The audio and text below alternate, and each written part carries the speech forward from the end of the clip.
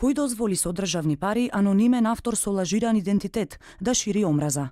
Контраверзната стихозбирка на Агенцијата за млади и спорт, според изјавите на одговорните, никој ниту ја видел, ниту ја прочитал. Директорот на агенцијата прстот го впери во стручната комисија, која требало да направи селекција на песните и најави дека од штетата во буџетот од скоро 3000 евра ќе треба да ја платат тројцата членови од свој џеп. Тие пак децидно демантираат. Стихозбирката воопшто не знаеле дека постои. За скандалот со дискриминаторските песни директорот Дарко Каевски најави истрага, која ќе ја спроведе ново независно тело. Тоа ќе ја испитува работата на стручната комисија и на раководителот на секторот за млади, кој веќе е разрешен. Утврдивме дека постоело несовесно, нестручно, несоодветно и непрофесионално работење кај неколку чинители кои имале активна улога околу конкурсот за издавањето на публикацијата на млади поети. Од друга страна, членовите на комисијата тврдат дека биле задолжени да изберат само 3 песни кои ќе бидат наградени.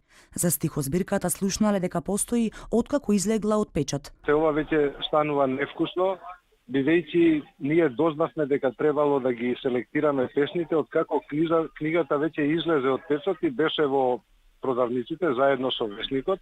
Инаку таа книга никој од нас ја нема видено нити допрено. Ние бевме жири комисија за одредување на прво наградените 3 од конкурсот што го објави Агенцијата за млади и спорт.